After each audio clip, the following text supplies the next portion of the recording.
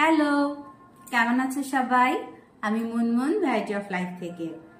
আজকে বাচ্চাদের জন্য প্লাস বলতে পারো বড়দের জন্য হেলদি একটা ড্রিঙ্কস দেখাবো তোমাদের। এর জন্য আমার প্রথমে লাগবে জাল করা ফ্রিজের ঠান্ডা দুধ। এখানে নিয়েছি কাঠবাদাম খোসা ছাড়িয়ে। এখানে আছে কাঠবাদাম 7-8টা মতো আছে।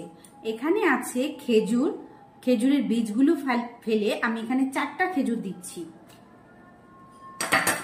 আর এখানে আছে কফি আর চিনি আমি একসাথে ডাস্ট করে নিয়েছি সেটা। এটা আছে 2 চামচ পরিমাণ। আর দিয়ে দিচ্ছি সামান্য একটু জল।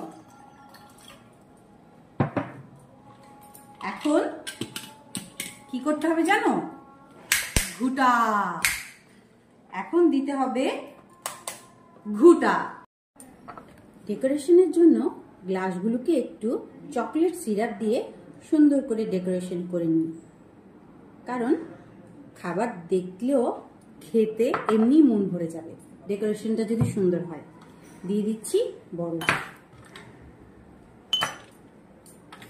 আর ঢেলে দিচ্ছি জুস।